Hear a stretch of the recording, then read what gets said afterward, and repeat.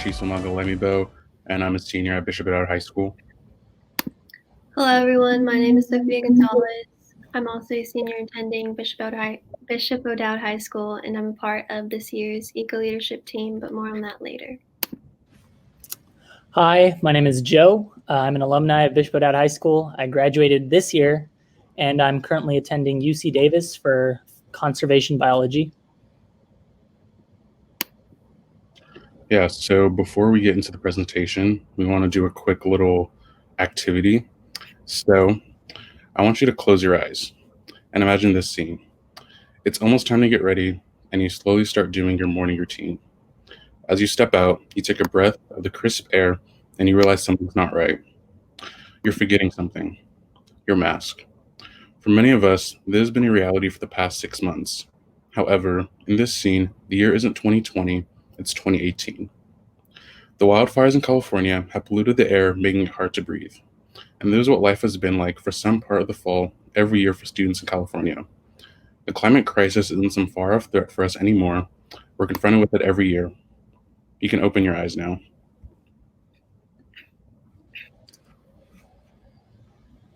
So this is the Bay Area, Thanksgiving break 2018. And here's the Bay again in 2019. And here it is last month. California's always had wildfires, but every year it seems to get worse. By now, I'm sure we all know that this is undeniably a result of climate change, and as students, it can feel hard to combat that. Your sports games are canceled, you get constant headaches from being outside, and even your asthma is flaring up. We come to you today as students sharing our experiences of ecological justice and how we've done our best to enact change on our own here in the Bay Area. We hope that at the end of this experience, you'll feel inspired to do the same in your own communities. Yeah, so when it comes to trying to create change as a student, we believe that it's best to start small and local because it's usually the easiest way to get involved with helping the environment. And one of the ways that I, along with Sophia, have done this is through volunteering at a nature preserve in my local city of Hayward. So this story starts during the summer going to my sophomore year. At our school, we have this requirement that students have to complete 100 hours before graduation, and it's divided up over the 4 years that you're there.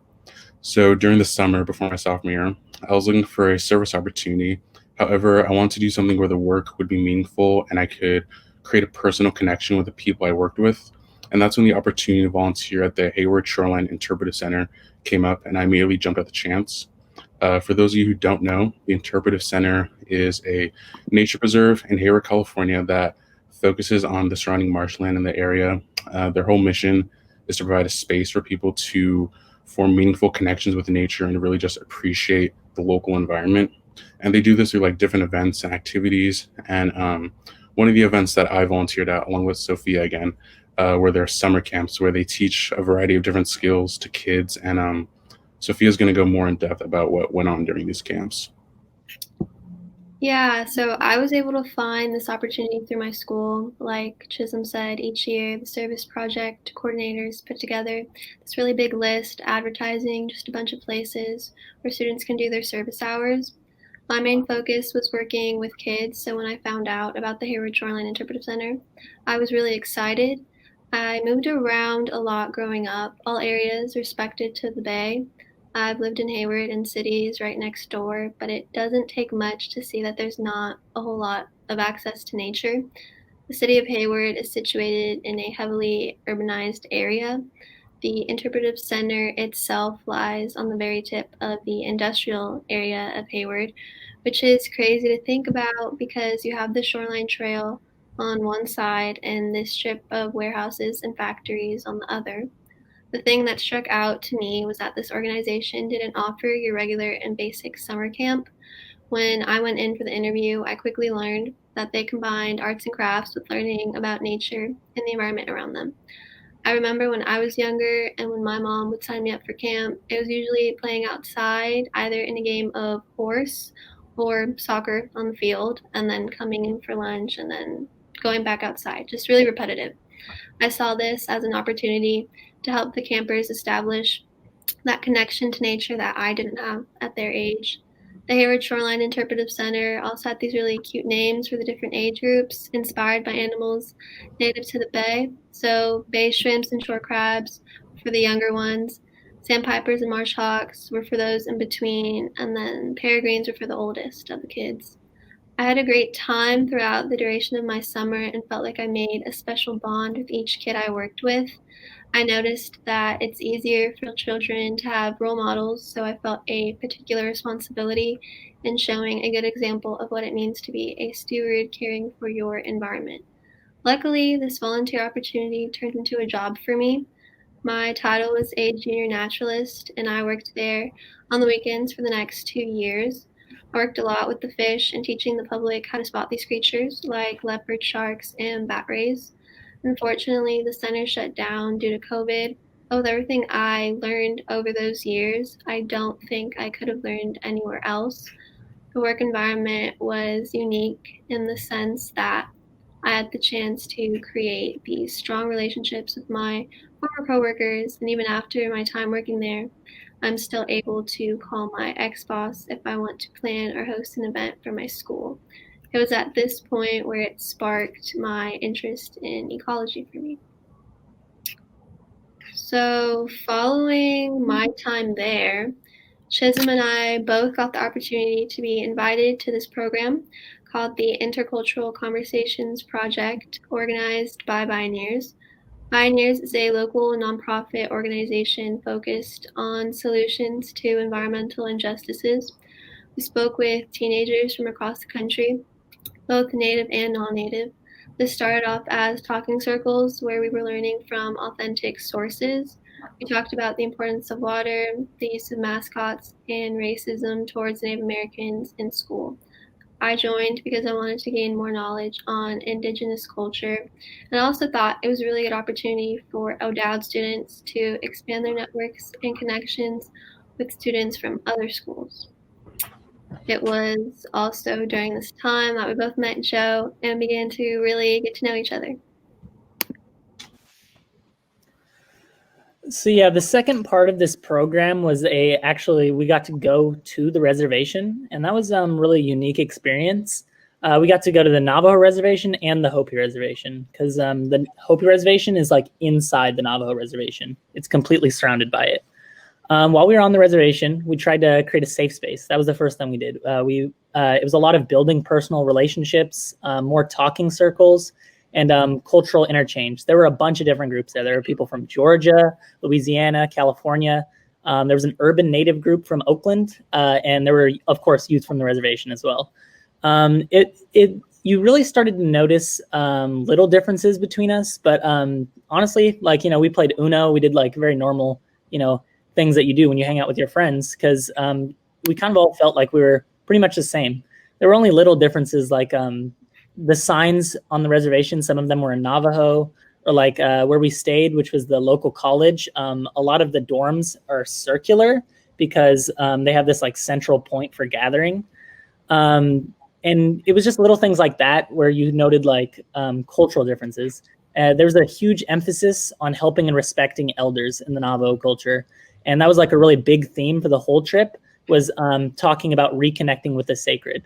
Like, for instance, if you're the first person to make a baby laugh in Navajo culture, you're supposed to be you have to throw them like essentially a baby shower. And that was just something really interesting. Like the first thing we did when we got there was we sat and we listened like really intently to this elder speak for like, I don't know, maybe like 2 hours. Like nobody spoke except him. He just went on and on about for almost 2 hours about his like family history. And it was really, really interesting to hear his perspective. If you take a look at the slides, actually, on the top slide, you can see is the Navajo Reservation, and at the bottom slide is the Hopi Reservation. One of our last days, we went to the Hopi Reservation, and I went out and we went and cleaned out this abandoned home. You can see the owner of that home on the right part of the slide in the middle. He said it was his childhood home, and he hadn't seen it at that clean after we were done. We only spent maybe, I don't know, like 3 or 4 hours cleaning, but when it was done, we'd pulled out a lot of stuff, and he was really emotional and happy about it. He hadn't seen it he said he hadn't seen it like that since he was a child. So like even just spending a small amount of time doing something for somebody that you might not think is a big deal was a huge deal to him. It really made a difference. And if you take a close look on the top slides, you can see that the Navajo reservation tends to have more shrubbery and like trees and things like that. But if you look at the Hopi reservation on the bottom, it's much drier. And they're right next to each other, right? So this is just showing the little microclimates between them and how climate change has affected actually both of them. The Hopi reservation specifically hasn't had a good corn harvest in the last 3 years, and a lack of water is a huge problem there. Climate change has only worsened this experience, especially for people whose culture is so adapted to hot weather and that sort of climate.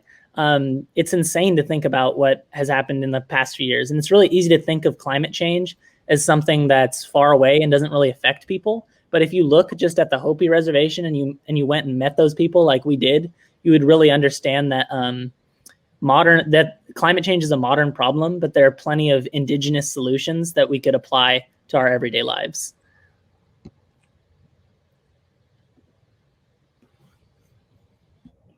Yeah, so following our time on the reservation, we returned back to the talking circles. But when it was time for October, we actually attended the Bioneer Conference, where all the groups flew down to California to listen to a bunch of speakers talk. And I like to think of the conference as like the culminating part of this whole experience, because it combined all the topics about Native American culture that we've been talking about and real and practical solutions aimed at combating climate change.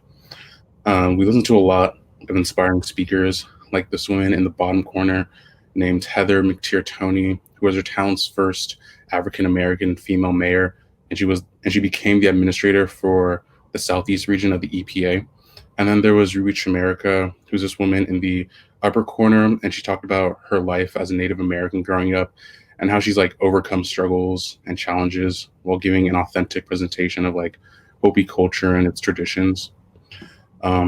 In the bottom next to Heather, there was Zarina Kopirina, who was the founder of the OLEX project, which is this group where she talks about how climate change has changed her rural community, but it's also in combination with like performance that combines traditional healing techniques with indigenous dance and music.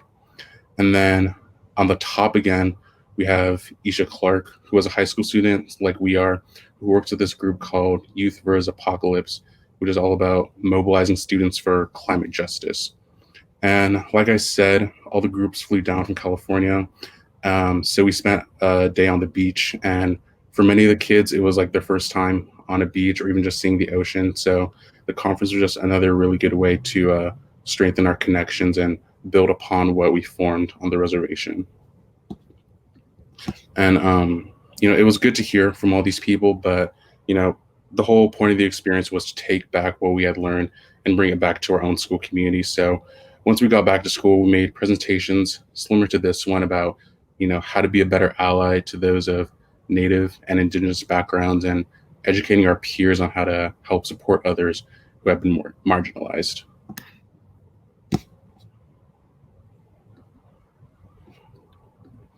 Yeah, so while we're still on the topic of school and how we've brought back what we learned, I want to tell a little short story about how students became leaders on our school and helped sort of bring ecological justice onto our campus. So about 20 years ago, in the picture on the upper corner, this whole green space was actually used as a dumping ground for just trash and waste. But a couple students came together and decided that they wanted to change that.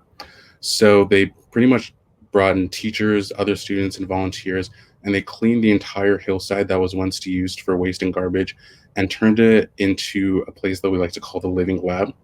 And what happened with this was, they cleaned it, and then they did sort of a like native habitat restoration, and like they planted all the native plants that used to be there. And then once they had planted all the plants, all the native species and animals that used to be there also came back. So it sort of turned into like this haven for like nature and the environment on our own campus.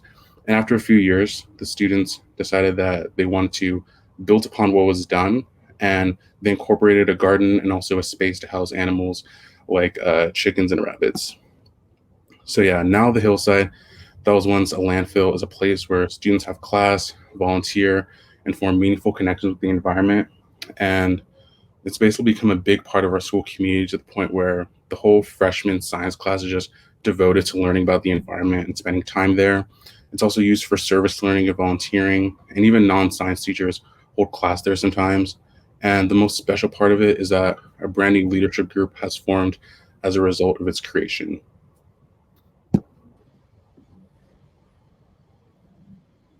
So yeah, I was a part of that leadership at my time at O'Dowd. They're called the Eco Leaders. As Chisholm said, it kind of evolved alongside the Living Lab.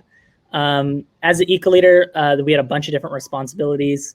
We did various things from just every month we organized a work day to get people out to come and volunteer in the Living Lab, take care of the planet, do restorative ecology, etc.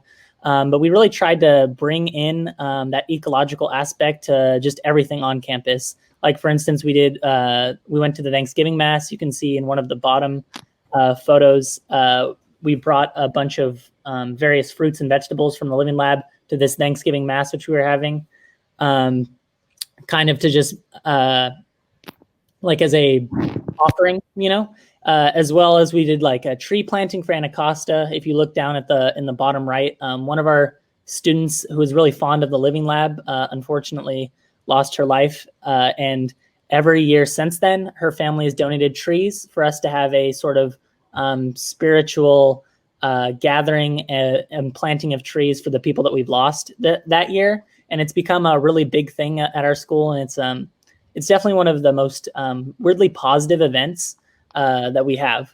Additionally, besides that, we also tried to reach out beyond campus. So if you look in the top right there, that's us. We went to a town hall meeting about one of our local parks where they were planning a general management plan that would negatively influence the wildlife, specifically Tule elk. I'm actually wearing my T-shirt today. It says "Save the Tule elk." So it wasn't just on campus. We took everything that we learned on campus and took it off campus and into the community. We really tried to set the precedent for future eco leaders to make a change. Making a change in the community, it's not just about one person, but working together, we can do a massive amount of things. Like the things that I just mentioned that's just a laundry list of a couple of things that we did that year. This year, I think the eco leaders actually made a message for you guys. It should be on the next slide.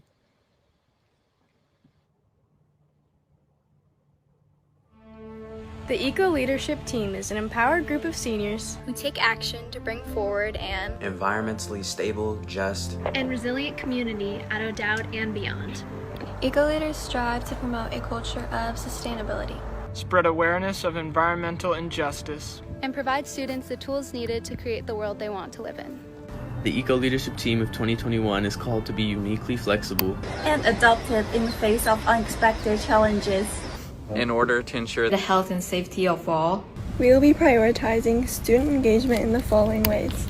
Build and strengthen a strong, supportive, and fun community of students with a passion for the environment through regular Eco Club meetings via Zoom and increased online presence. Provide resources for students to engage in environmental activism, live more sustainably, and connect with nature in their own communities and online.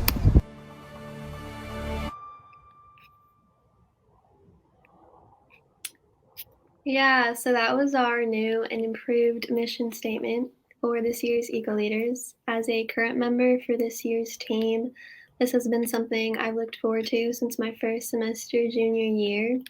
Due to COVID and distance learning, there have been setbacks with what we're usually planning this time of year. We spent a lot of time during and outside class in the Living Lab, kind of going back to what Chisholm said, just because it's such a big part of our community. Going forward, it's going to get difficult, but definitely not impossible. I think the virtual landscape really is just testing our creativity during this time. We host monthly club meetings, and this is where most of our information regarding resource folders in sustainable living, websites, petitions, maps to trails, and other cool outdoor spots, just about anything else we might think of as valuable info. We continue to adapt as best as we can, especially with the coastal cleanup extending to the entire month of September. We really wanted to push for student involvement with as much individual action as possible. And in this next part, Joe is going to talk about an example of what student involvement looks like and everything within that process for planning a big event like the Climate March. So yeah, I know this might be difficult in a virtual landscape, but last year, the Eco Leaders were one of many groups that helped organize a climate strike in one of our nearby communities. It was in September. I'm sure many of you actually remember or might have participated in some of the climate strikes. It was a huge one.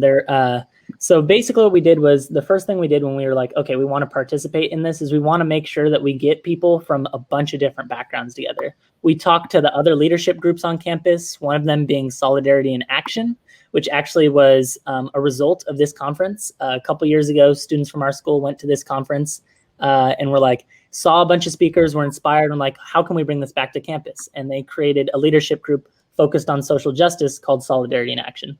And so us working with Solidarity in Action and various other groups, like even the peer tutors, who you might not think would endorse skipping school, came out and, worked with us and helped us mobilize the student body. So after we got everybody together, we had to come up with, different teams, right? People from all the different groups were split up. Like we had an art team, which created posters with information and such and put them up in the hallways about the strike. We had a transportation team, which, organized carpools, made sure everybody was able to get there safe and knew exactly what was going on and where we were doing. We even have an outreach team who wrote a letter to the mayor trying to argue for her to give the entire people the day off to strike. And also they wrote a letter to our principal arguing that we should be able to go to this strike without being penalized. Or unfortunately, we weren't able to get official support from the school, so we had to essentially do everything ourselves. So on this next slide, as you can see, I personally tried to get involved more outside of school as well. I worked with a group called Youth versus Apocalypse, the Sunrise Movement, the Sierra Club, etc., a bunch of environmental groups to help organize this strike, because it was going to be a massive event in San Francisco. I went to, I myself and a couple of the other eco leaders went to a labor barbecue, and we met a bunch of people from labor unions, and we were actually invited to come speak at the labor union council meeting to talk about and argue for why working people should also come to the strikes. Because, it's not just students who are affected by climate change, it's everybody. And working class people and people of color are disproportionately affected by climate change. So we were trying to make sure that we had that kind of representation at the strike.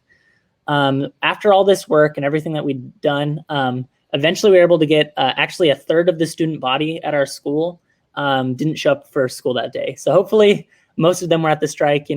I'm sure some of them went and just got Chinese food and were hanging out, but I think there were a lot of people there. And of the people, we had 4 times the amount of people we thought were coming. So there was actually 40,000 people at the strike. It was a really intense experience because, we didn't have to do this alone. We did research. We found a group of people that we trusted, and we got a bunch of people together and we did it as a group, right? It wasn't about one person. Like I can't take any credit at all, really. It was about all of us. Everybody did their role and they did it well. So I guess what we want you to think about is, what environmental issues are prominent near you? Like there's plenty of ways. There's always something you can do as a student, and there's plenty of ways that you could get involved in something like this. And it doesn't have to be at such a large scale. And you could always share the work with other people. Like I'm sure there's always lots of people at your school that are interested in something like this. Yeah, while I wasn't on the planning committee, I participated in this protest. It was my first time attending any protest, really, and I was really surprised to see the amount of people that came out. And it wasn't just kids my age either. I saw little kids with their families along with an older crowd, grandmas and grandpas. This experience as a whole gave me a glimpse of what change could possibly look like. Imagine what we could accomplish if everyone did a small act fighting for that change we want to see. Yeah, like Sophia said, we're all trying to make change, and the change, no matter how big or small, contributes to the future that we're all trying to build. So, like we did in the beginning, we're going to have you close your eyes again. And this time, I want you to imagine the future. This can be a year from now or even 2050 if you want to go that far. And I want you to think about what an ideal future would look like. Are we listening to each other with sincerity and respectfulness? Have we taken the time to learn from our past mistakes? And are we taking the steps to create a change that benefits all people? Would you have left this conference and returned to your normal life like nothing had happened? Or did you take this as a chance to start something new? What are you doing to make your community a better place? You can open your eyes now. Thank you for attending this session, and don't be afraid to reach out to us. Our profiles are on the website with contact information. Notable environmentalist David Brower once said, "Have fun saving the world, or you're just going to depress yourself." But the part that's often left out is what he said after that. He said, "It's exciting to change the world." And I think he's completely right. You don't have to do this alone. Changing the world isn't, a lot of people, when you think about changing the world, you think about going out and, policy or doing something large. But honestly, you can change the world by just doing something little for your community, building relationships, friendships. It's all about what you can do, not just as one person, but with your friends or with your family or even with your school community. It's all about that whole building community as a process, because at the end of the day, the thing that matters the most is whether you made a difference for the people that you love, and you're more willing to fight for the people around you if you love them. Thank you. I hope you enjoyed our presentation. Enjoy the rest of the conference.